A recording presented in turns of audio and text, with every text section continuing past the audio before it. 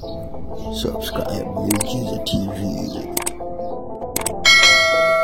Mambo vipi mwanafamilia ya Miujiza TV? Mambo vipi wewe ambao tayari umesha subscribe Miujiza TV lakini pia umesha follow kupitia Instagram na TikTok @Miujiza TV.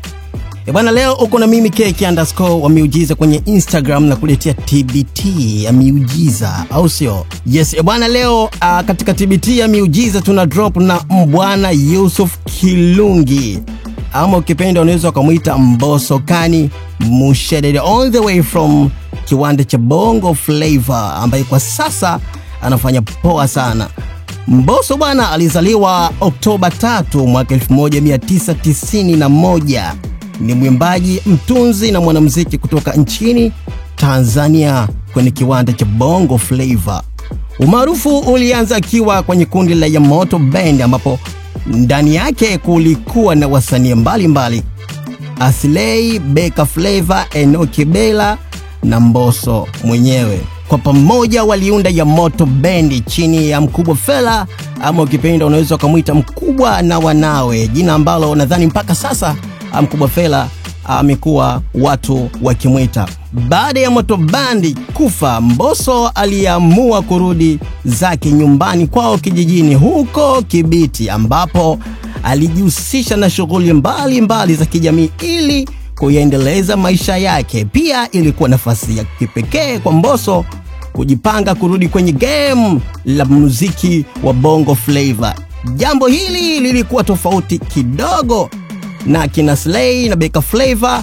Hawa waliendelea kutamba katika music hadi hapo Diamond Platinum, CEO wa Wasafi, alipoona muda huu unafaa sasa kumrudisha Mbosso katika tasnia ya music kama alivyomwahidi mnamo mwaka 2014 ya kwamba atamsaidia na kumweka kwenye ramani ya Bongo Flava. Wimbo wa kwanza wa Mbosso ulitoka mnamo tarehe 28 Januari mwaka 2018 na ulikwenda kwa jina la Watakubali. Watakubali hivi, nadhani unaikumbuka hiyo, au sio? Tarehe 29 Januari alitambulishwa mbele ya hadhira ya kwamba yeye ni msanii kamili aliyesainiwa mkataba wa WCB. Hadi sasa Mbosso ametoa wimbo kama vile Watakubali, Nimekuzoea, Alele, Shida, Picha Yake, Hodari. Kiufupi, Mbosso ni mwimbaji ambaye amefanya makubwa sana kwenye kiwanda cha Bongo Flava. Amefanya kolabo na watu mbalimbali, lakini ni miongoni mwa wasanii ambao anajua kuyaimbia mapenzi, anajua kuyaimbia mahaba. Watoto wake leo wanasema pyari, au sio? Mbosso Kani amekuwa akiwafurahisha zaidi watoto wa kike na wale ambao wanaojua nini maana ya mapenzi. Lakini sintofahamu ambayo imetokea juzi kati hapa ni Mbosso Kani kung'atuka pale WCB Wasafi. Minong'ono na misemo na mitazamo ilikuwa mingi kuhusiana na Mbosso. Je, anaweza kusimama peke yake ama ni nini? Kitu gani kimetokea? Lakini tulipata ushahidi kupitia wa CEO wa Wasafi Diamond Platinum kwamba yeye na Mbosso hakuna tofauti yoyote, lakini pia Mbosso anamheshimu kama msanii wake na Mbosso wanaheshimiana sana. Tena aliahidi kwamba yupo pamoja na Mbosso na yeyote ambaye atakayemgusa Mbosso basi Diamond Platinum, Simba la Masimba Dangote, atahakikisha kwamba anadili naye, au sio? Yes, tumemleta kwenye TBT Mbosso ili tuone jinsi gani alivyokuwa zamani na wapi alipotoka. Nadhani tunaona picha zake kitambo, na hiyo anajitafuta Mbosso yu hapa. Hii inakupa picha wewe ambaye leo unakata tamaa, ambaye unaamini kwamba of course vitu haviwezekani. Nikwambie kwamba kila kitu kinawezekana, na ndio maana tumekuletea TBT ya Miujiza.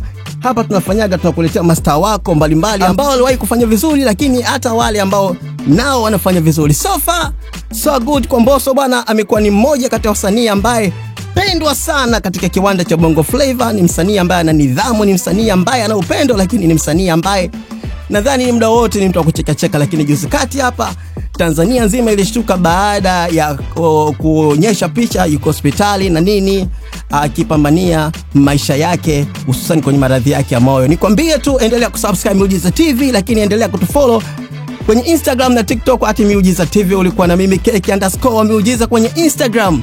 Hadi wakati mwingine mtu wangu.